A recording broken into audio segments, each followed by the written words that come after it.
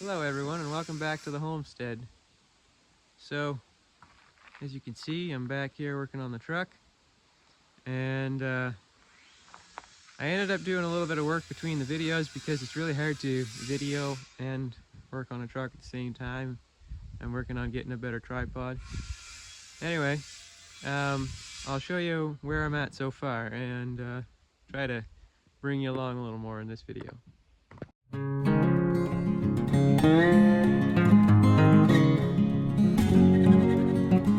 So you can kind of see here, it's kind of 2 steps forward, 1 step forward, 2 steps back. I got the grill off here and no bumper on, and that's because, for all you who may not know, a 1500 bumper does not fit a 2500 frame. The frame is considerably bigger. This part here is quite a bit bigger, and this is deeper. The bolt hole would have to be like here. So also these brace right here, these braces would be like up here on a 1500. So I may modify that one to work, or I may try and find a 2500 bumper. We'll see how that goes. So so far, there's a last video, you've probably seen it at some point, there's a really bad dent here. I got it mostly pulled out now, and it's just, it was a huge, like, it was probably dented in an inch there. Now there's just a small dent left. And then the box here, I got it bolted down. I'm working on the tail lights. I got the bulbs in and worked on some wiring issues and stuff. I'm not quite finished, as you can see there. Then I got the fuel nozzle hooked up here, so it's up in there now.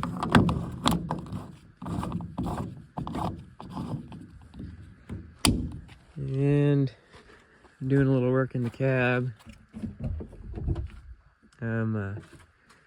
My radio doesn't work, but that's sort of on the back burner. Yeah, aside from that, brake lines.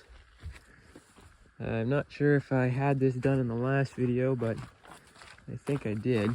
Changed out that brake line right there, flex line there. And now when I changed that out, I finally had brake pressure again. There was a rotted out line going to the ABS module, this one right here. So I got some of the nickel copper alloy line, hoping it doesn't rot out as fast. There's already some of that on there, you can see.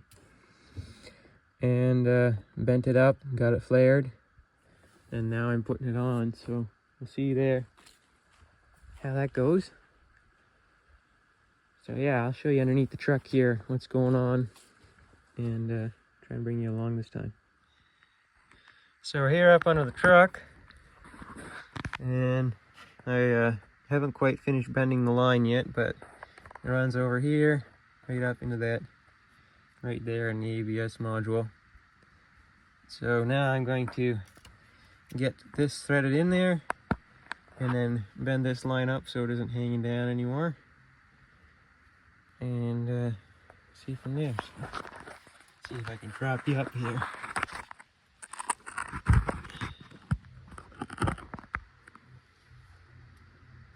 Here we go.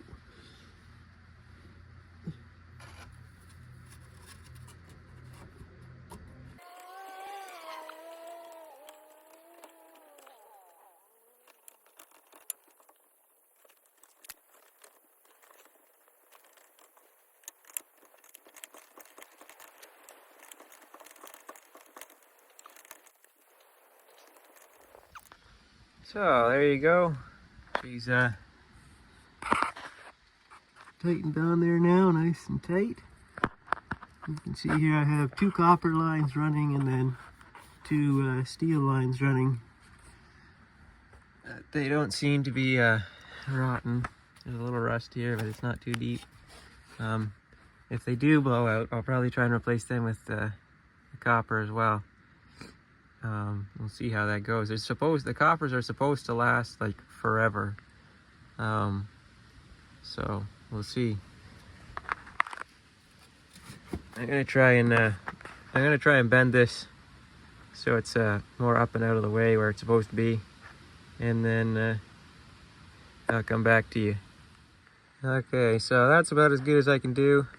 There's some wiring harness in the way, and it would have been pretty near impossible for me to get up behind them. So it's tucked up there pretty good. I'm gonna go to the top side now and get that the wheel well squared away, and then get it connected up there. So I got that wheel well squared away. I'm just gonna try and get this on here without threading it. I'm not sure I can find anywhere to prop this camera. Oh, sorry about the poor video quality. I'm working on getting a better tripod. So hopefully in the future it gets better.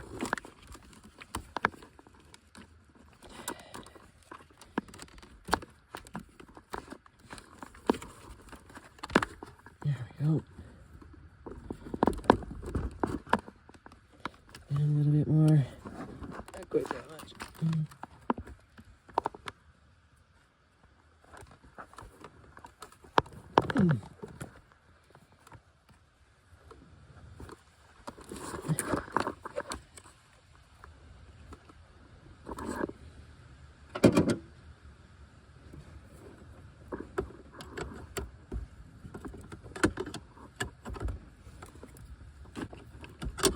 There we go. Looks like it's not going on cross-threaded, so that's good.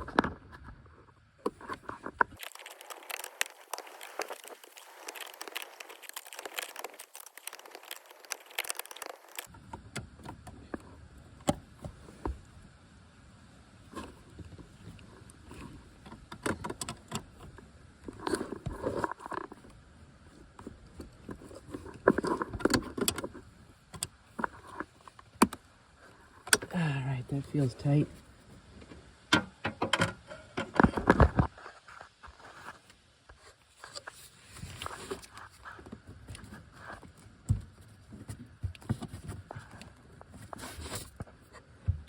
Alright, looks pretty good. So that'll be, I'll have to bleed the brakes, but I'm probably going to do that another day. One thing I forgot to mention that I did, I replaced this door handle. It's off Amazon. It's next to nothing. It's kind of a problem all these old Chevys and GMs had. And I put a second battery in here. So I have to figure out a bracket, see if I can buy the bracket or find a bracket off one of the old trucks. Because it's missing, but I got the second battery on here now. So, yeah, I think that'll be all for now. I gotta bleed the brakes, do that when there's more daylight. And then I got some other stuff coming in the mail. And I need to find a bumper, so we'll see how that goes. So I'm back at it here, and as you can see, I've started sanding. There's a big giant dent here, right here. So anyways, I'll turn you around and show it to you in a minute. So I'm sanding here, and then I'm going to start bondoing as soon as I'm finished sanding this dent. So I'll take you along, and I finally have a tripod, so I don't have to try and hold the camera and work, so that's a plus. Alright, so there's a big dent here, which I managed to somewhat pull out. There's some holes, and general rust on the side here. So I've been sanding that down. I'm going to finish sanding right around here, and then down in here. But mostly just in here, and then I'm going to hit it with the Bondo and see how that works. I'm using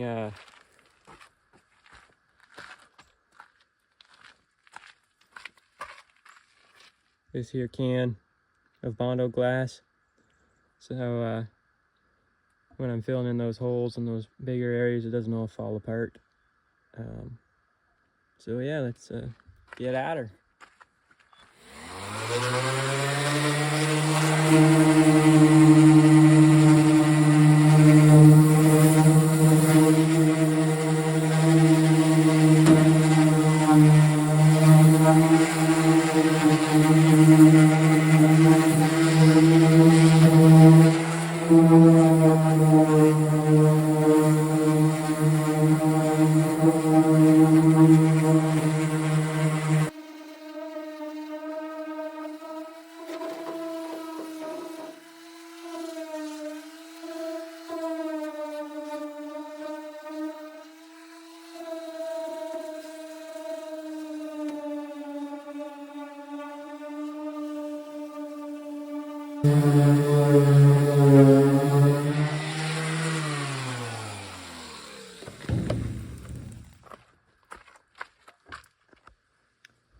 Alright, so as you can see, I did a little something between the two clips. I've never done bondoing before, and I kind of just wanted to do it off camera and figuring it out. So I used the bondo glass here, filled in this hole pretty good. Now we're going to come over it with the regular bondo, try and smooth it out a little bit. Filled in this hole here, this one here, and also one in the door right there. So now we're gonna get mixing.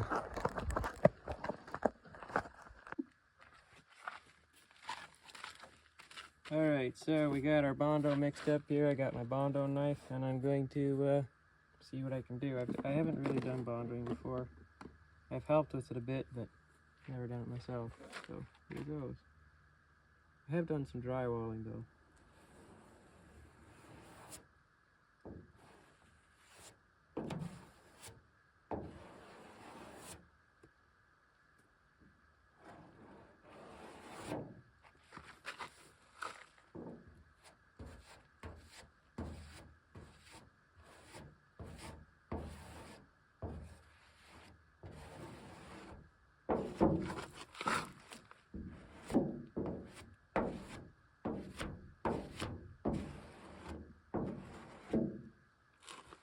First layer I'm just going to use to fill in all the holes in the fiberglass bondo.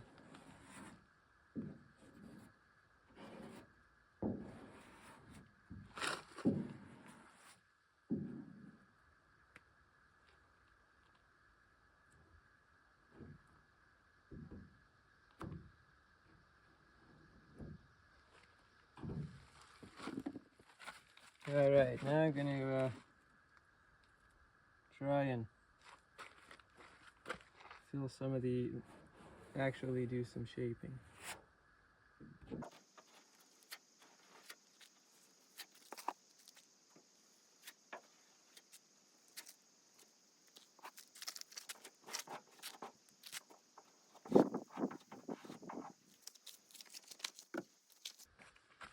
Alright, I'm going to wait for that to dry, hit it with the sander, and then I'll try to get one last coat in there.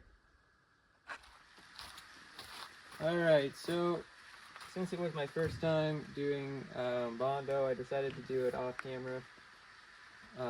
But since this is more of a, I'm showing you what I'm doing than how I'm doing it, I hope you guys don't mind. Anyways, I bondoed here, filled this dent in mostly. I got to do a little more transitioning right here and right here.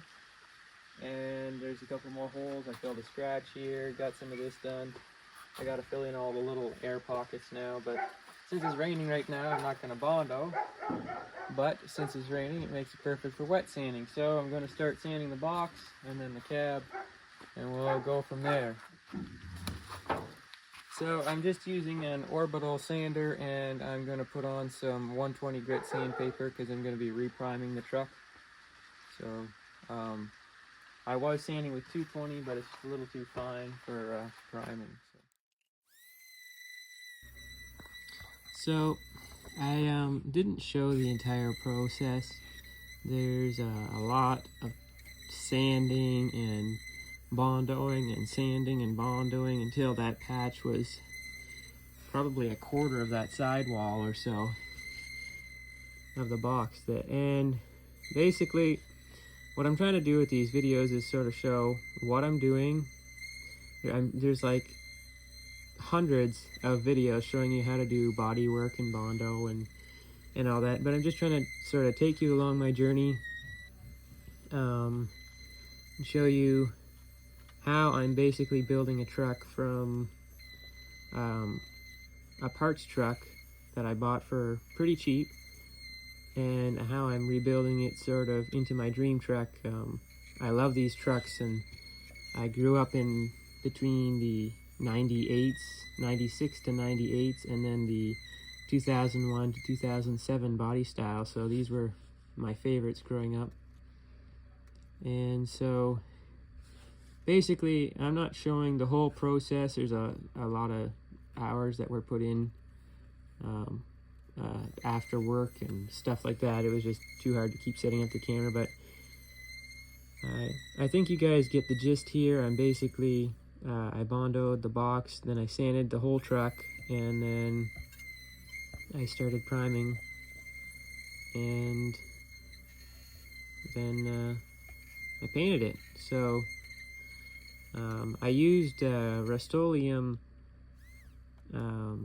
paint, which is, well, I used Tremclad paint, which is the same as Rust-Oleum. And something I found out while I was painting, a little bit of an interesting fact here, you can use, as like a thinner, you can use like a paint thinner, or you can use acetone.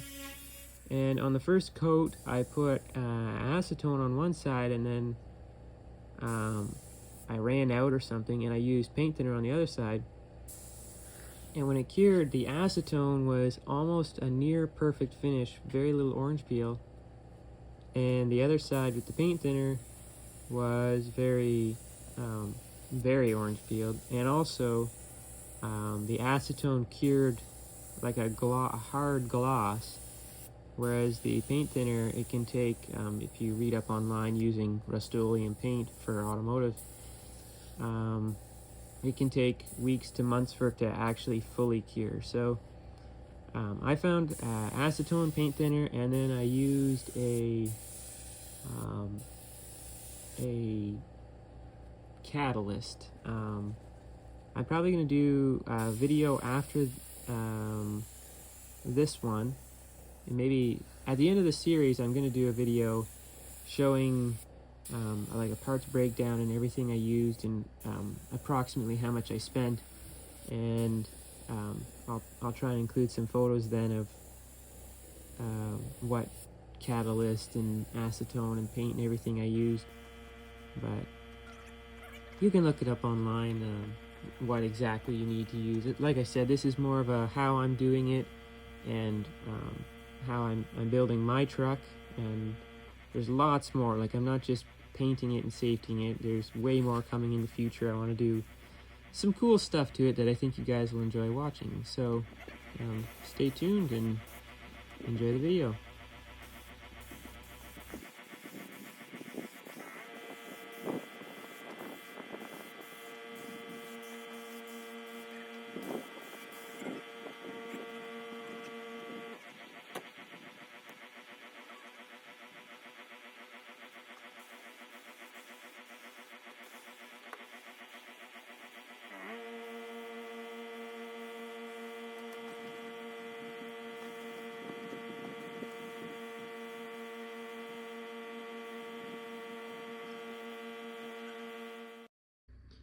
So this is the finished product. I don't know if I have any photos really up close, but you can see it's a pretty good gloss coat.